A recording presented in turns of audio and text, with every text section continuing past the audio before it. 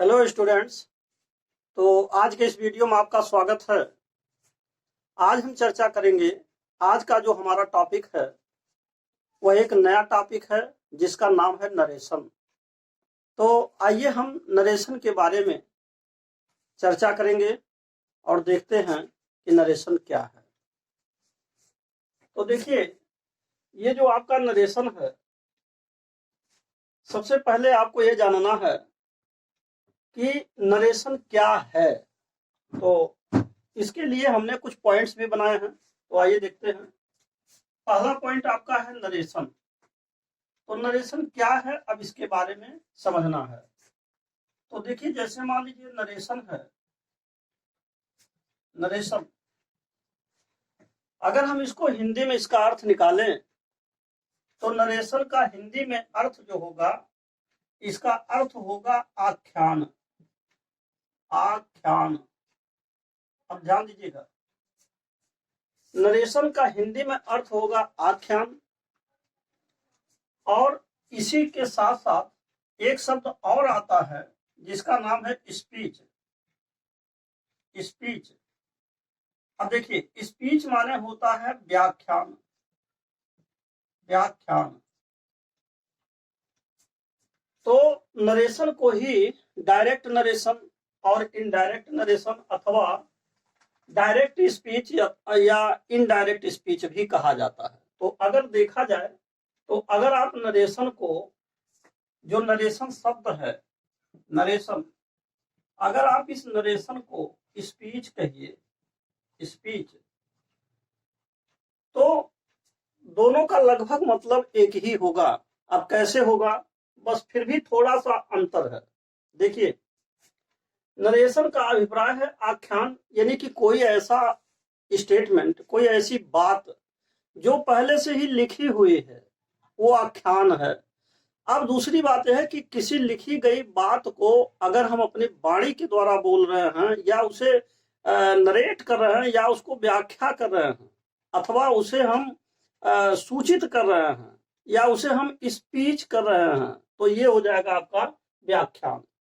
तो बात यह है कि नरेशन लिखा हुआ पहले से ही कोई चीज होती है और उसी लिखी हुई चीज को जब हम बोलते हैं तो ये स्पीच बन जाता है।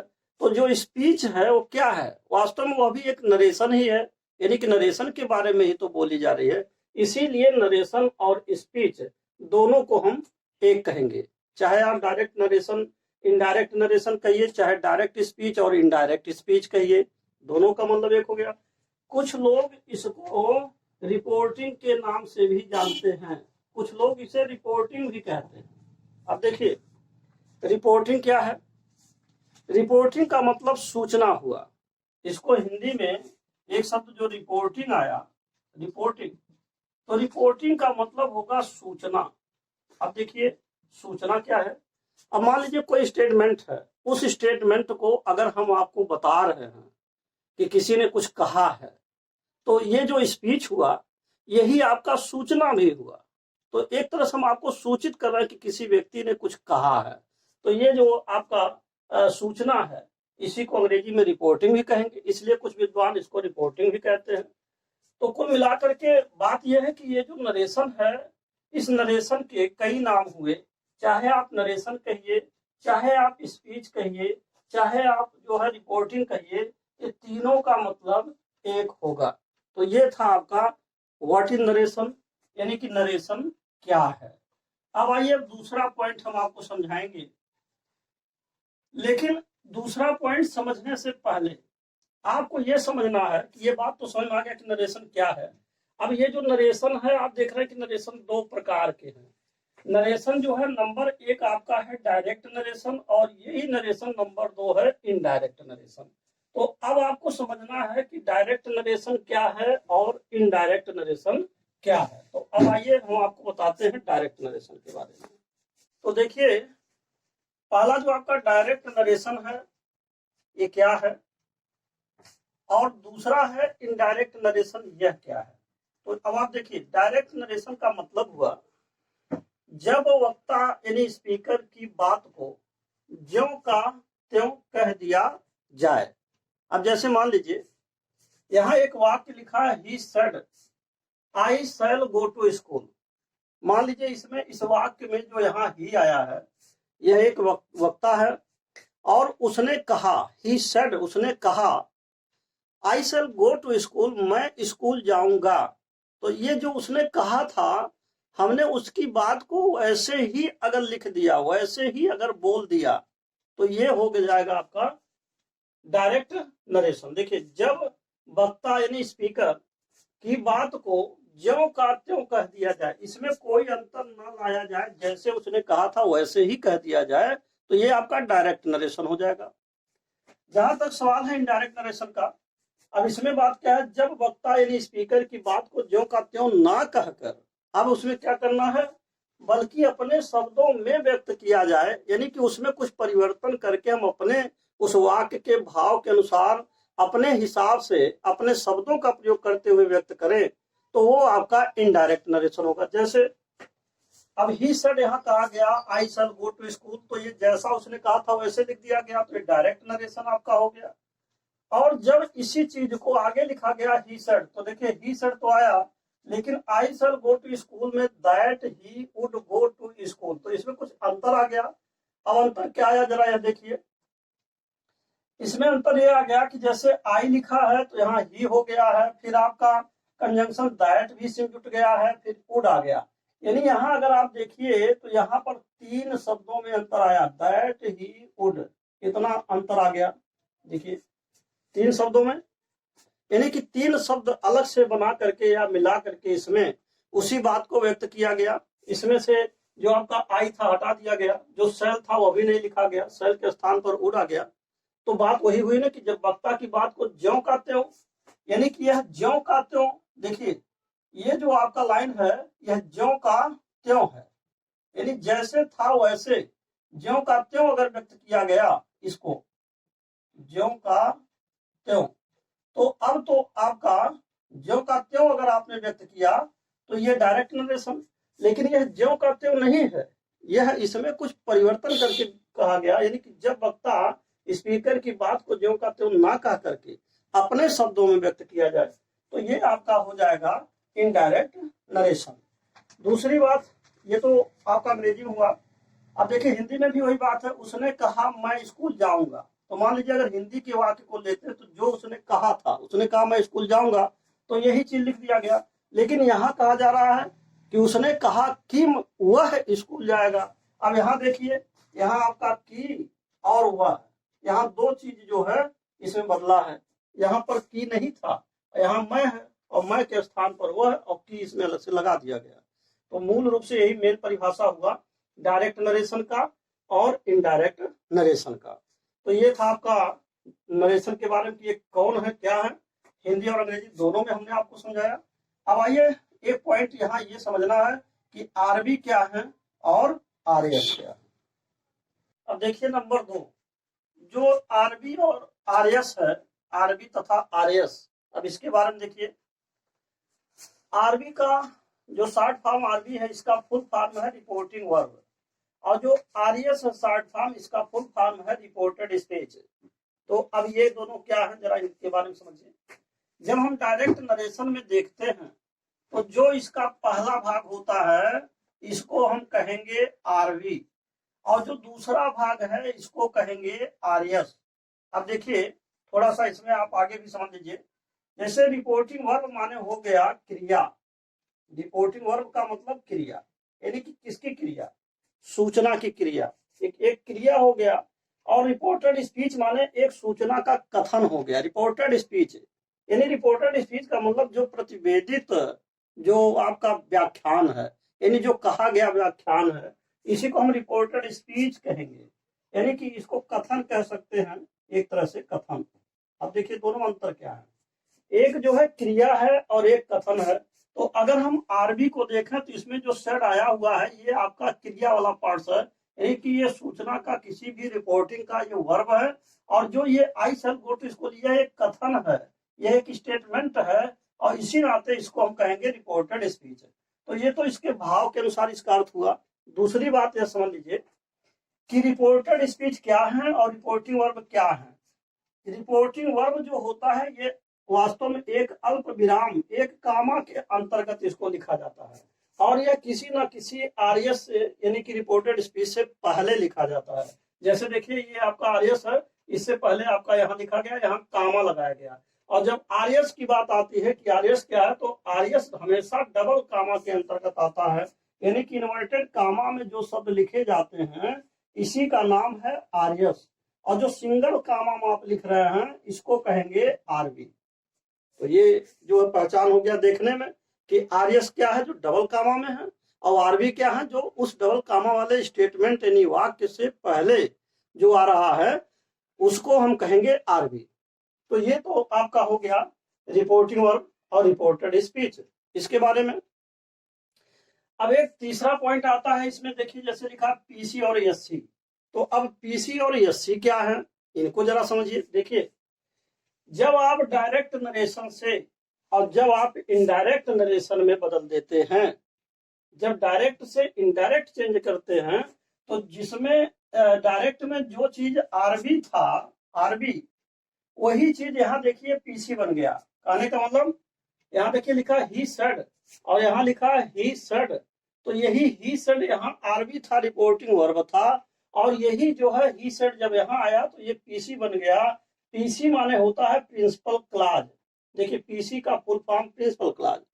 और जो आपका यहाँ रिपोर्टेड स्पीच था इसको एससी कहा गया। एससी माने सब ऑर्डिनेट क्लॉज, तो ये आपका सबऑर्डिनेट क्लॉज हो गया। कहने का मतलब यह है जहां आपका रिपोर्टिंग वर्ब था वही आपका बन गया प्रिंसिपल क्लॉज, और जहां रिपोर्टेड स्पीच था वही बन गया सब ऑर्डिनेट क्लॉज। तो ऐसा क्यों हुआ, कारण समझिए।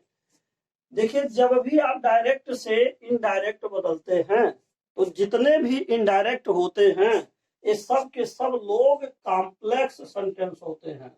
एक चीज आप ध्यान देंगे, कॉम्प्लेक्स सेंटेंस। अब देखिए कॉम्प्लेक्स के बारे में अगर हम देखें तो कॉम्प्लेक्स का जो डिटेल्स अध्ययन है वह आप जब सिंथेसिस पढ़ेंगे तो वहां आपको विस्तार से समझाया जाएगा, वहां डिटेल्स आपको इसके बारे में बताया जाएगा। परंतु ये समझने की बात है कि डायरेक्ट से इनडायरेक्ट जितना भी बनाए जाते हैं वो सब के सब कॉम्प्लेक्स सेंटेंस होते हैं। तो जब कोई वाक्य कॉम्प्लेक्स सेंटेंस होता है तो ऐसे स्थिति में हमेशा ही कॉम्प्लेक्स सेंटेंस में दो बातें होंगी, एक होगा प्रिंसिपल क्लॉज और दूसरा होगा सबऑर्डिनेट क्लॉज, क्योंकि बिना प्रिंसिपल क्लॉज और बिना सबऑर्डिनेट क्लॉज के कॉम्प्लेक्स सेंटेंस बन नहीं सकता। तो ऐसे स्थिति में जब डायरेक्ट से इनडायरेक्ट इसको चेंज किया जाता है तो चूंकि ये कॉम्प्लेक्स सेंटेंस बन जाता है, और इसी नाते अब इसका नाम आरबी और आरएस ना हो करके अब ये चेंज हो जाता है पीसी और एससी में, यानी कि प्रिंसिपल क्लॉज और सबऑर्डिनेट क्लॉज में। एक बात और समझना है, सबऑर्डिनेट क्लॉज के भी मुख्य रूप से अगर देखे जाएं तो इसके तीन भाग हैं। सबऑर्डिनेट क्लॉज के तीन भाग होते हैं, एक होता है नाउन क्लॉज और दूसरा होता है एडजेक्टिव क्लॉज और तीसरे का नाम है एडवर्ब क्लॉज। अब जरा समझिए, यानी कि जितना भी इनडायरेक्ट आप बनाएंगे, जितने भी इनडायरेक्ट के लाइंस होते हैं वह निश्चित रूप से एक जो है सबऑर्डिनेट क्लॉज होते हैं। सबऑर्डिनेट क्लॉज का मतलब है उनमें से या तो वह नाउन क्लॉज होगा, या तो एडजेक्टिव क्लॉज होंगे, और या तो एडवर्ब क्लॉज होगा। इन तीनों में से कोई न कोई जरूर रहेगा। इसका यह मतलब है कि यहाँ जो आया हुआ है, अब इतना जो ही सेड है ये पीसी है, और ये बाकी that he would go to school एससी है, यानी कि सबऑर्डिनेट क्लॉज है। तो सबऑर्डिनेट क्लॉज में तीन लोग हैं, इन तीनों में से कोई ना कोई ये जरूर आया है। तो चूंकि इसमें दैट लगा हुआ है तो इस दैट के आने के कारण ये आपका वास्तव में नाउन क्लॉज है। यहाँ पर जो लिखा गया है ये नाउन क्लॉज है। अब चूंकि इसका विस्तार से अध्ययन आपको कॉम्प्लेक्स में मिलेगा, हमारा यहाँ से केवल इतना आशा है कि इसका नाम प्रिंसिपल क्लॉज और सबऑर्डिनेट क्लॉज क्यों रखा गया। तो चूंकि ये सबऑर्डिनेट क्लॉज है और सबऑर्डिनेट क्लॉज का यह नाउन क्लॉज है, इसीलिए इसमें यह प्रिंसिपल क्लॉज और ये सबऑर्डिनेट क्लॉज कहलाता है, जबकि यह है आपका आरबी और आरएस है। तो मूल अंतर क्या आया, अगर आप देखें कि आरबी यानी कि रिपोर्टिंग वर्ब और रिपोर्टेड स्पीच, तो इसका प्रयोग कहाँ होता है, डायरेक्ट में। देखिए अगर डायरेक्ट नरेशन है तो उसमें पहला वाक्यांश जो आएगा उसको आरबी कहेंगे, रिपोर्टिंग वर्ब, और जो दूसरा वाक्यांश होगा या दूसरा स्टेटमेंट होगा उसको आप कहेंगे रिपोर्टेड स्पीच। और जब आप इनडायरेक्ट में अगर देखें तो इनडायरेक्ट जब चेंज हो जाता है तो पहला वाक्यांश जो आरबी डायरेक्ट बनता था यही प्रिंसिपल क्लॉज हो जाएगा, और जो दूसरा वाक्यांश था जो रिपोर्टेड स्पीच बनता था डायरेक्ट में, जब ये इनडायरेक्ट में हुआ तो ये आपका सबऑर्डिनेट क्लॉज बन जाएगा। तो ये था अंतर आपका आरबी आरएस में, पीसी और एससी में। अब हम एक पॉइंट आपको समझाएंगे कि इसमें डिफरेंस क्या है। अब देखिए, अब आपको हम डिफरेंस के बारे में यानी कि अंतर क्या है इसके बारे में समझाएंगे। तो सबसे महत्वपूर्ण बात यह है कि अगर हम डायरेक्ट नरेशन को देखें और इनडायरेक्ट नरेशन को देखें तो देखिए, डायरेक्ट से जब भी आप इनडायरेक्ट बदल रहे हैं तो ऐसे स्थिति में मूल रूप से अंतर क्या आ रहा है, जरा इस पॉइंट को समझिए। अब देखिए, अगर हम अंग्रेजी स्टेटमेंट को देखें तो यहाँ लिखा he said I shall go to school, यहाँ लिखा he said that he would go to school. तो अंतर क्या आया, ही सेड जो है जैसे यहाँ था वैसे आपने यहाँ लिख दिया ही सेड, तो ही सेड यहाँ भी है, ही सेड यहाँ, कोई अंतर नहीं, नो अंतर, यानी कि नो डिफरेंस। अब आप देखिए, अब आगे बढ़ते हैं। अब यहाँ देखिए जो इन्वर्टेड कामा लिखा हुआ है, कामा लिखा है यहाँ पर लिखा है लेकिन यहाँ नहीं लिखा है, यानी कि कामाज हटाए गए और इसके स्थान पर आपका दैट आया, तो एक अंतर तो ये हुआ। दूसरा देखिए, जहां आई आया हुआ है, आई के स्थान पर आपका ही आया, ये दूसरा अंतर हो गया, यानी कि आई नहीं लिखा गया। जहां शैल था, शैल के स्थान पर देखिए यहाँ पर आपका उड लिखा गया। तो यहाँ मूल रूप से दैट और ही और उड तीन शब्दों का अंतर आया। और जबकि यहाँ देखिए इन्वर्टेड कामा लिखा था, कामा लिखा था, और यहाँ सब इन्वर्टेड कामा आदि हटा करके अंत में फुल स्टॉप लगाया जा रहा है। तो ये खास अंतर हुआ अंग्रेजी के स्टेटमेंट से। अब आप हिंदी के स्टेटमेंट से आइए, देखिए क्या अंतर है। जैसे उसने कहा, तो यहाँ पर भी आपने लिखा उसने कहा, तो फिर यहाँ कामा इन्वर्टेड कामा है तो यहाँ कामा गायब है। यहाँ पर देखिए हिंदी में की आ रहा है, और जहां मैं लिखा हिंदी में, यहाँ हिंदी के वाक्य में वह लिखा है। तो यहाँ पर और स्कूल जाएगा, तो यहाँ स्कूल जाएगा, इसमें कोई अंतर नहीं, लेकिन कामाज इसमें से हट गए। तो यहाँ पर भी दो अंतर आया। अंग्रेजी के वाक्य में पहले उदाहरण को अगर आप देखिए अंग्रेजी के वाक्य में तो तीन अंतर है, और अगर आप हिंदी के वाक्य को देखिए तो यहाँ पर आपका दो अंतर है। तो ये मूल रूप से डायरेक्ट से इनडायरेक्ट बदलने में ये अंतर है। अब पॉइंट आता है पांचवा और अंतिम पॉइंट, जिसमें रूल्स की बात है कि हम रूल्स कैसे इसको लगाएंगे, क्या क्या नियम लगाएंगे। तो देखिए एक बात और समझिए, अब यहाँ हम आपको रूल्स के बारे में समझाते हैं। देखिए, जब भी आप डायरेक्ट नरेशन से, ये अंतिम पॉइंट है इसलिए इस बात को अच्छी तरीके से समझिए, डायरेक्ट नरेशन से जब आप इनडायरेक्ट नरेशन बनाएंगे तो क्या करेंगे, कुछ हमको रूल्स के नियमों की जरूरत होगी। तो ऐसे स्थिति में जब भी आप डायरेक्ट से इनडायरेक्ट बदलेंगे तो मूल रूप से दो नियम लगते हैं। पहला नियम क्या है, यह ध्यान दीजिए। पहला नियम है कॉमन रूल्स, कॉमन और रूल्स, ये पहला नियम है।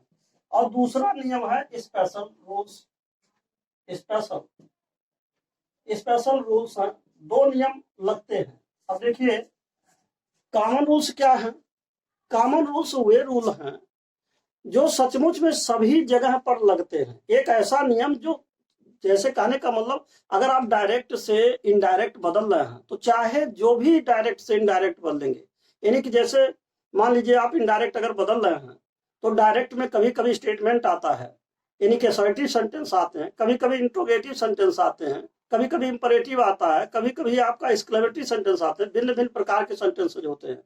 तो अब बात यह है कि चाहे जो भी सेंटेंसेज रहेगा, चाहे किसी भी प्रकार के वाक्य होंगे, कॉमन रूल्स जो रहेगा ना वो सब जगह लागू होगा। तो ये तो कॉमन रूल हो गया। कॉमन रूल माने वन, यानी कि one and all, one and, आप यह कह सकते हैं कि वन एंड फॉर ऑल। कहने का मतलब ये सभी चीजों के लिए काम करेगा, चाहे कोई भी सेंटेंसेज हो, तो एक कॉमन रूल है। अब जहां तक बात है स्पेशल रूल के बारे में, स्पेशल रूल क्या है, अब इसमें थोड़ा सा अंतर आ जाता है। अब मान लीजिए अगर असर्टिव सेंटेंस है तो इसके लिए कुछ और नियम लगेगा, अगर इंट्रोगेटिव सेंटेंस है तो इसके लिए कुछ और नियम लगेगा, अगर इंपरेटिव सेंटेंस है तो इनके लिए कुछ और नियम लगेगा। कहने का मतलब जिस तरीके के वाक्यांश होंगे, यानी कि जो भी आरएस यानी रिपोर्टेड स्पीच के वाक्य होंगे, उसके हिसाब से उसके नियम बदलते जाएंगे। यानी कि यह जो है आपका कॉमन जो है, कॉमन माने समान है, और जो ये स्पेशल रूल्स लगेंगे ये सेपरेटली होते हैं, सेपरेटली यानी कि अलग अलग लागू होते हैं। तो अब जहां तक सवाल है रूल्स के बारे में, तो हम आपको इसको दो कैटेगरी में बांट करके बताएंगे। पहला आपका कॉमन रूल होगा और दूसरा स्पेशल रूल होगा। तो ये रूल्स के बारे में आप नेक्स्ट वीडियो में पढ़ेंगे। और अब मैं यही आशा करता हूं, उम्मीद करता हूं कि आपको नरेशन क्या है, उस नरेशन में अंतर क्या है, और नरेशन के जो मेन दो पार्ट्स हैं आरबी और आरएस अथवा पीसी और एससी, ये क्या हैं। मैं यही आशा करता हूं कि आपको ये बातें अच्छी तरह से समझ में आ गई होंगी। और इसके बावजूद भी मैं आपसे यही कहूंगा कि यदि कोई भी पॉइंट आपको मिस कर रहा है या कोई भी पॉइंट में क्वेश्चन बन रहा है, तो कृपया आप इसको हमारे कमेंट बॉक्स में मेंशन कर सकते हैं। और सबसे बड़ी बात यह है कि उसका जवाब आपको तत्काल मिलेगा। तो अब ये वीडियो यहीं पर समाप्त होता है। और अंत में मैं आपसे यही कहूंगा कि यदि आप मेरे चैनल पर पहली बार हैं तो कृपया मेरे चैनल को सब्सक्राइब अवश्य कर दें, साथ ही साथ बेल आइकन भी प्रेस कर दें, ताकि जो भी मैं नए नए वीडियोज, ग्रामर से रिलेटेड नए नए वीडियोज में बनाऊं, उसका नोटिफिकेशन आप तक सबसे पहले पहुंच सके और आप उसका समुचित लाभ उठा सके। And finally, thanks for watching this video.